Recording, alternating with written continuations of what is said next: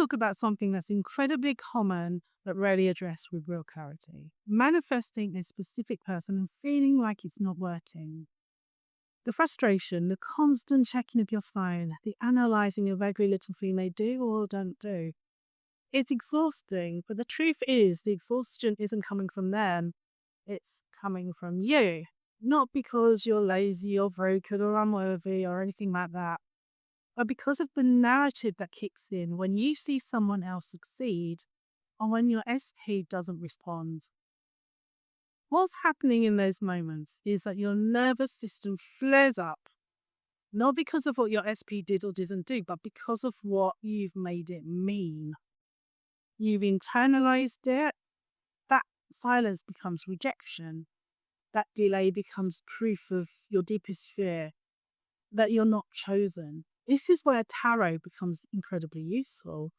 Not to predict what will happen, but to reflect what's already happening in your inner world. Because whether we like it or not, we're all broadcasting a frequency. Think of your minds as a radio station. What you're transmitting right now. Are you on? Are you on I'm Not Enough FM or Love Never Works For Me AM? Your SP isn't reacting to your latest Instagram story or perfectly worded message. They're reacting to your underlying but emotional baseline. That's what people feel, whether they're aware of it or not. And that's why tarot can be so powerful. Not because it tells your future, but because it mirrors your mindset. It reveals the beliefs that are quietly creating your results. If you keep pulling cards like Five of Cups or the Eight of Swords, it's not really punishing you. It's your subconscious saying, this is where you are right now. Tarot, when used wisely, becomes less about answers and more about awareness. It says, look here, you're still carrying this belief. Do you want to keep it? And that kind of insight can be the turning point in SP manifestation. Because once you see the inner pattern, you can begin to rewire it. And when you change the pattern, your response from the outer world begins to shift. That's exactly it. Awareness is the first step. You can't change what you're not willing to look at. And most of us are trying to manifest love while simultaneously believing we're unworthy of it. That's the real conflict.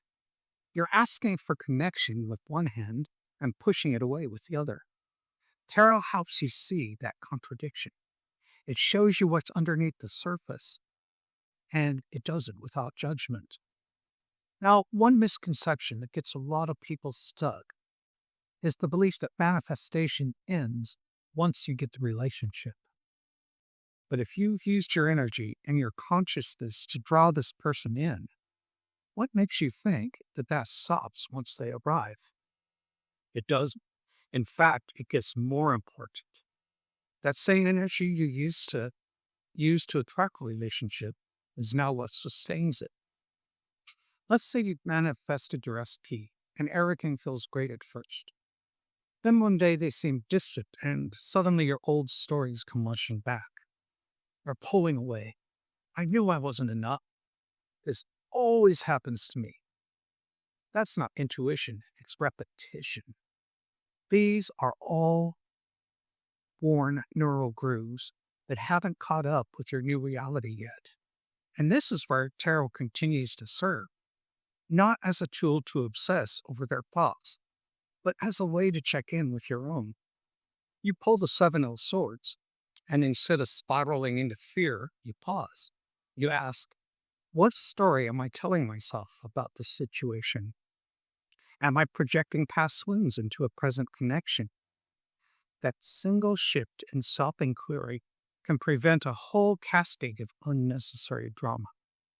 And here's the other part. Tarot helps you reframe. Instead of seeing challenges as signs the relationship is failing, you start to view them as opportunities. Opportunities to choose a different reaction. Opportunities to rewrite the script that you've been following for years. That's the evolution. That's conscious relationship. Yes, and when we approach our relationships from that conscious space, we begin to see how much of our old programming tries to hijack the present. That especially true with specific person manifestation. You might have upgraded your thoughts for a while, but your subconscious is still waiting for the other shoe to drop. It's still running programs like love isn't safe or I'll be abandoned again. And what most people don't realize is that these programs don't disappear just because your SP takes you back. In fact, they often get louder. That's why manifestation isn't a one time event, it's an ongoing practice of choosing your perspective. And tarot gives you a visual, intuitive way to do that. Every time you draw a card, you're really asking yourself, what's going on in my inner world? The cards give form to feelings you may not have language for yet. They help you move from unconscious reaction to conscious response.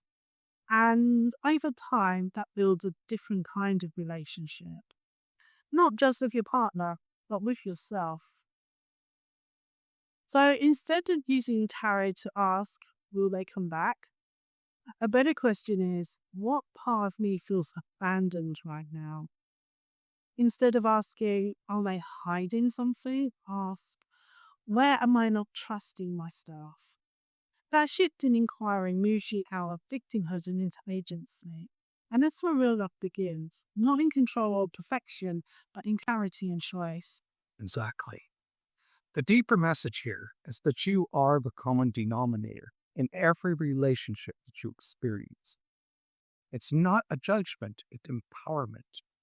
When you recognize your beliefs, your emotions, and your assumptions are shaping the dynamic, you stop feeling helpless. You stop chasing, and ironically, that's when things tend to shift externally. Because the truth is, you don't attract what you want, you attract what you are. Not in a moral sense, but in an energetic one. Your state of being is like a tuning fork. Tarot helps you to listen to that frequency, and if necessary, retune it. You're not trying to become someone else. You're just becoming more of who you already are, minus the fear, minus the programming, and minus the self sabotage. And when that version of you shows up in your relationship, everything changes. You stop reacting out of fear, you start choosing from wholeness, and you create something that lasts. Not because you manipulated someone into loving you, but because you aligned yourself with love.